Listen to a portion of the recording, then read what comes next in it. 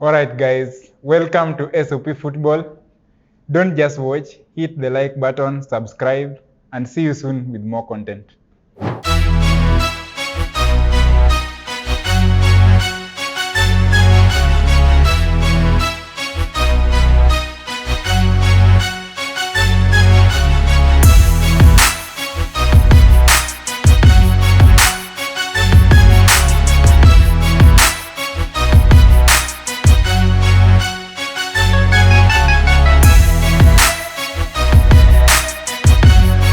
All right, ladies and gentlemen, all around the world, welcome to another beautiful segment of SOP Football. So we're here to look at the results from the last game week, which was game week 13. All right, so I'm here with our lovely fans again. Mr. Okosi is back on the show, back on the set. Manchester United fan, you can see he's smiling, happier much more than the last segment. My brother Brighton is back as well. After the Arsenal win, one. Yeah, man. So we're here. We're gonna run through the results from the last game week. I think only one game left, the Fulham and Wolves. So I think we can start from the first fixture. I think that was the biggest fixture for the weekend. Top of the table clash, Liverpool versus Man City. Okay, so I think were you able to watch? Yes, I watched that one. Yeah, so what do you think? Were you able to see from that game, maybe, do you think like Man City are still going to run away with it? Do you think like Liverpool are there or can take them all the way or can possibly win the league? Just from that one game. I think for me it was two things. The fixtures. So for me it was two things. In the fixture, those teams, I think there's a lot of respect between the two clubs. Yeah. So they were all looking to be technically right. So there was a bit of reservation. If you watch this, the City-Chelsea game, you see that it was different from Liverpool played who when they beat them 3-0? Was it? No? They played Brentford last. They played Brentford. Yeah. So they were not as expansive as they were in their last matches. But overall, it was a good technical game. Like everyone wanted to make sure that they don't lose because it's a big fixture in the league. Okay. So Liverpool, for me, yes, they are still in the run. They are still there because they've been performing way better like from last season. Were they particularly good in the match? I don't think they were up to their standard. Neither was City. Okay. Neither was City. So before this game, like City have won like 23, 24 games in a row at home. And their last game also, like you mentioned, it was against Chelsea. It was a draw. Now they drew again against Liverpool. And their next game is against Tottenham. I don't know whether it's home or away. But those look like fixtures like Man City. We can see Man City dropping points that probably we've not seen in the last 2 years or so. Do you think that, okay, yeah, they are there, they can be good this time? The problem with Man City is even if they seem like they are lagging. I remember was it last season or the previous one where they started poorly. The season where like they don't really start. No, it was the one before the last one where Liverpool almost won it. Where they started poorly and we went into the Christmas break and they were not at the top of the league. But then after they just won almost every match. Yeah, they just pick up like towards the end. And they went on to win the league. So with Man City, they can be lagging. But the thing is, yes, they haven't been performing to their standard, but they are getting results. They are second on the table. They have wins, they have draws. Even if their football is not the football that we've come to expect from Man City, they're getting results. So imagine when it then clicks.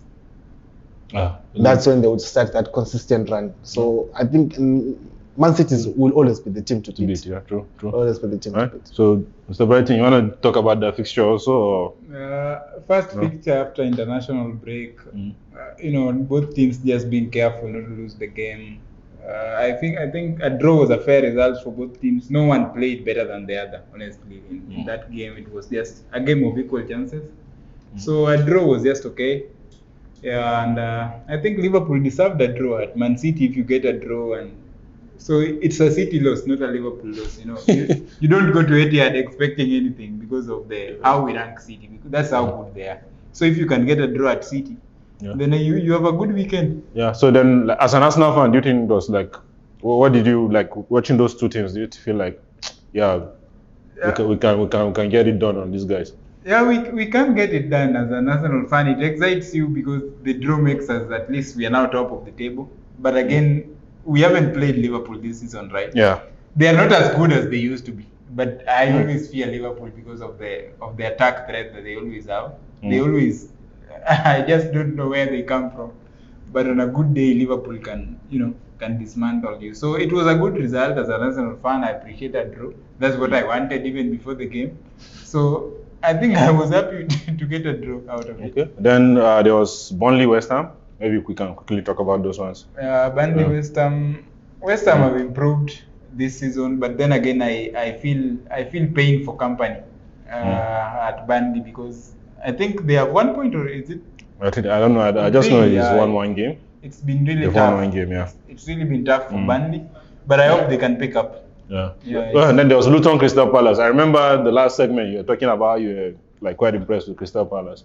Yeah, the game they were playing. So the thing is, with Crystal Palace, they are playing entertaining football, but they're not getting the results. Against Everton, they were expansive. It was a fire game, attack. It was an open match. It was there for anyone to win. They lost. It was entertaining. So for a neutral who's watching, they're enjoying football because everything is happening. So happened against Luton, but yeah, I applaud Luton for getting their first home win in the Premier League to beat Crystal Palace, because Crystal Palace is one of those teams that they're not a big team, but they can upset teams. So for a small club to come and then beat Crystal Palace like that, I think it was good.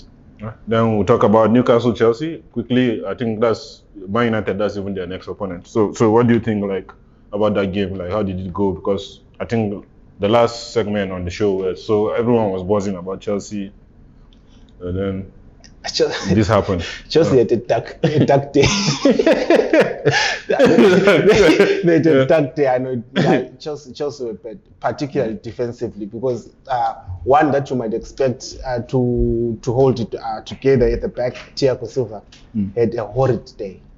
He had one of the worst defensive days probably that he has ever played for when he has played for Chelsea, because it was from the passing, from awareness. He just had an off day, if I may put it that way. Reece James took an unnecessary or a needed red card. If you're on a yellow, you know if someone is beyond you, you can't touch them. It's like touching someone when they're in the penalty area. You know it's a definite penalty. So there were a lot of wrong decisions made defensively. They were not so much convincing offensively. The only brilliant thing that came out from that match was the Sterling free kick when it comes to Chelsea attacking. Yeah. But for most of the game, they were just not there. And for Newcastle is, for me, Newcastle is hot and cold these days. They can come and have a brilliant game. The next games, they are not so much convincing, but I think they're really playing well, and for them to be on next fixture, yeah. Okay, then quickly before I go to Brighton, Nottingham and Brighton actually, Nottingham Forest, Brighton. Brighton finally won. I think they've struggled of late, but they got a victory away from home. And Nottingham is quite a tough, I think, ground to go to. Yeah. So what you wanna talk? Did you watch the game? Did you have anything to say about that game? I saw the game. You could tell how Zebbi, the Brighton coach, celebrated after that final whistle. Yeah, you can tell how it was like, long coming. I was like, what's going on? They needed that result. It was a long time coming. So for them to come in and then win that match, I think it does a lot of good in terms of the team. It does a lot of good in terms of the team confidence, because Brighton has been playing good football in the last seasons, but this season they haven't started well, and them not winning for a long time, I think, has contributed to them continuing in that bad run. But probably this win will just kick them up again. All right. So Sheffield United, Bournemouth. I just want to ask you about the three promoted teams. So like, which of them are you really impressed with the most, and who do you think is more likely to stay up among the three of them, which is Sheffield United, Luton, and then we have Burnley as well?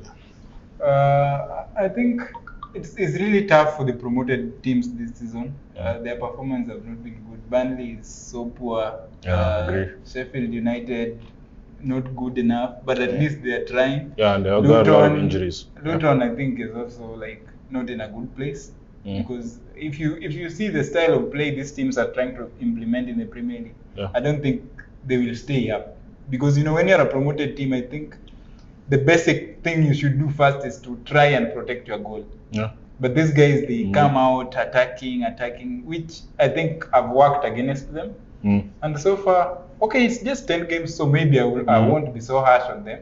Let's wait because. But what do you think? Like we can see like Everton have already deducted 10 points. Yeah. So do you think like one of them will be still like they're like, oh yeah, there's a chance Everton just.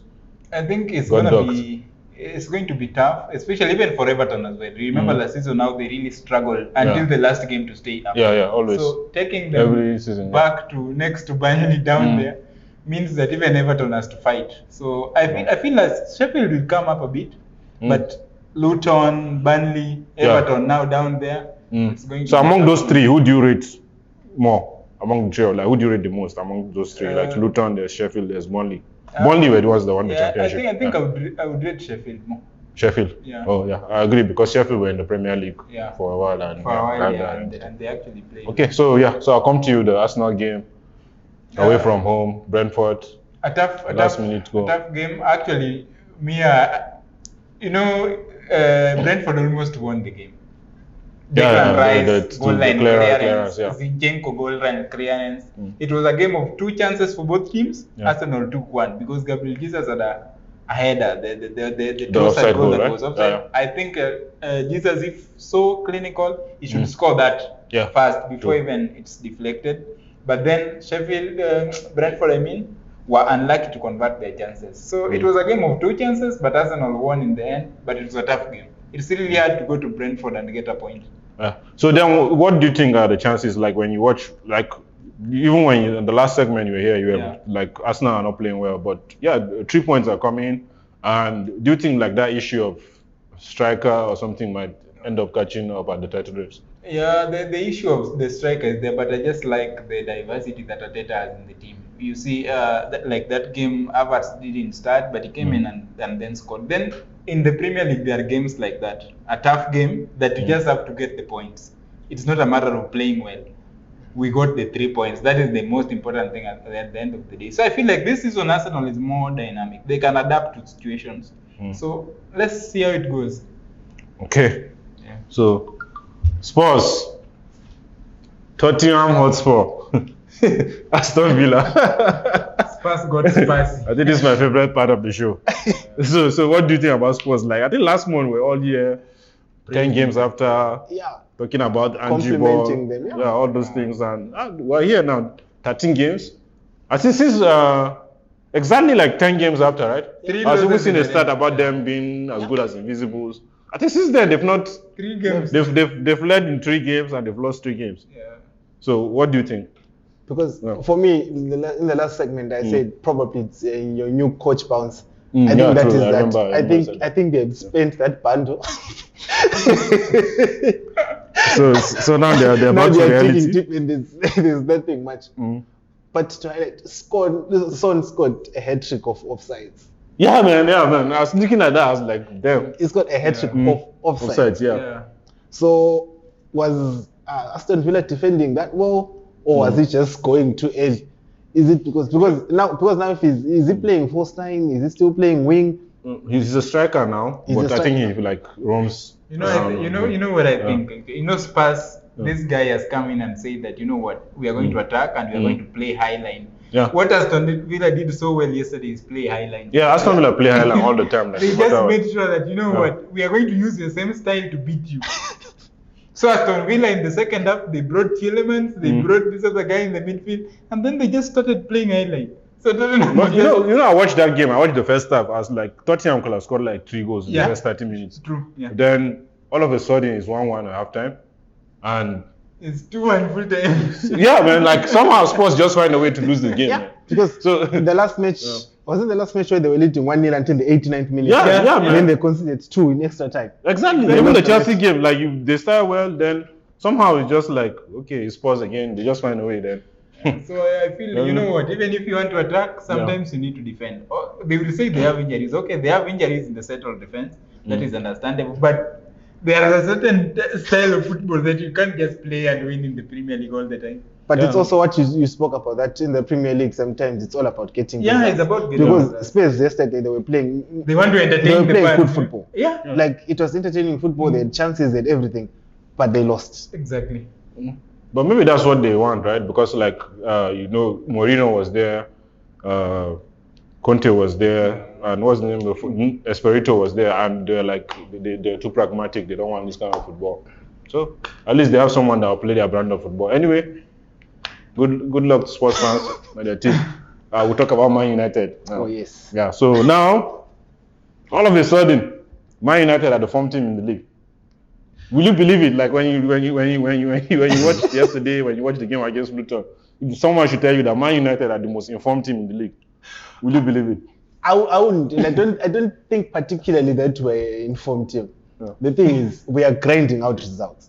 That's the thing. Yesterday's game, it wasn't a brilliant display of football for Manchester United. Yeah, I agree. Because until they scored the penalty, Yeah. that was on the second shot on goal, on target, after the Garnacho Yeah, goal. that's how the Garnacho goal. That was in the 50th something minute. So it shows how they were playing in between those goals. So it wasn't pretty football, it wasn't good football that they were playing. But they managed to get a result. And if you look at the scoreline, you'll be like, oh, 3-0.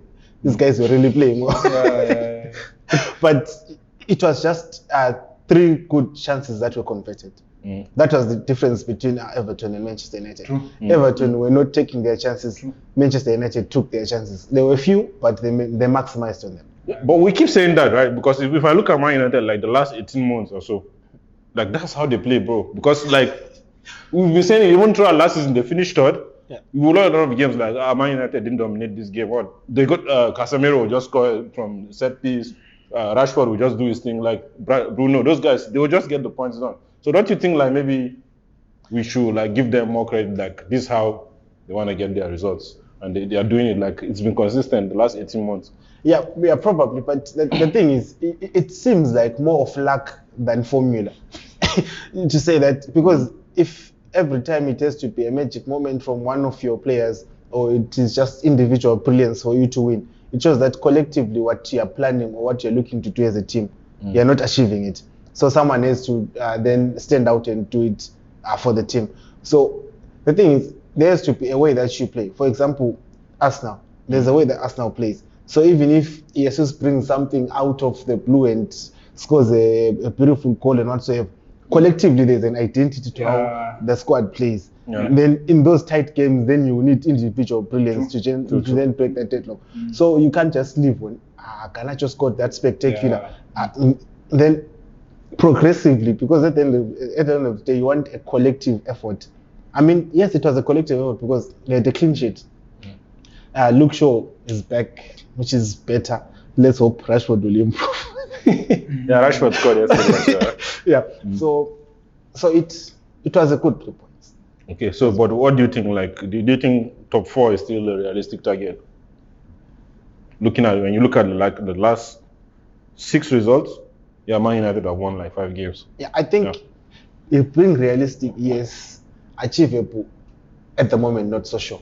Maybe if we go to half of the season and we see how the table is looking, because Tottenham will definitely drop off from what they're now displaying, unless if there will be a revival in Tottenham. Aston Villa might go up to the 20th game, maybe, but it's just that Unai Emery is a good coach, so they might shock us. So the teams that I think are certain to be in the top 4 will be your City, Arsenal, and Liverpool.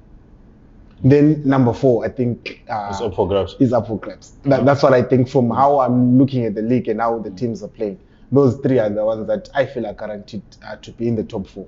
Then number 4, no one is guaranteed, I don't think.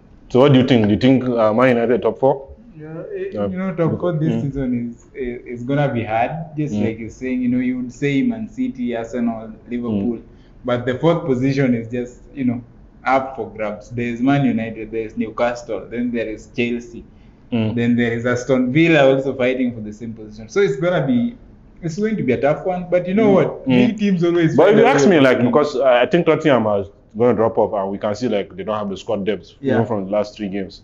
Then when I say Aston Villa and Newcastle, I think they are teams that are just strong at home. Yeah. So then I really feel probably United's chance. What do you think? Do you think like United we'll have a chance, like but you know what? Oh. I won't write off Chelsea as well. Oh, okay. Yeah, I won't write off Chelsea for top. Because you know what? A building a team is a process. Yeah. Chelsea is building a team. When they lose yesterday, the way they lose, fans obviously will be mad left, right, and center. But don't be surprised in the second leg when now there is no much football for Chelsea to play except the Premier League. Yeah, so they can just make top 4, and Man United will also want top 4. So the only thing that Man United have been, they have been complaining is because of UEFA Champions. That's why we don't see that they are performing well, because they are diminishing in Champions League. They lose to Galatasaray, so people are like, okay, Man United, but they are winning. They're just like you say, the best team in form in the Premier League. They're the ones who have gathered the most points. Yeah. So they don't play pretty, yes. They don't have an identity, yes. I don't even like Ten Hag. But the 3 points are there. Yeah. But if you look at the 13 games that we've played, we've lost 5. Yeah. Yes, the club that has won most games is 1-9. I think it's Arsenal, right? Yeah. Arsenal or Man City. Barcelona. But the club that has won most games is 1-9. We Yeah. have won 8. Others have managed to draw, but we have lost 5. Okay, so that's the disadvantage. You've lost instead of drawing. Yeah, they don't draw games. We have It's either they zero want to draws. win or We have they don't 0 draw games. draws. Yeah. And that's But- the thing. There are some games that probably, if you can't win, at least draw. At least draw, because with 5 losses and 8 wins, you find yourself 6th on 24 points. Yeah.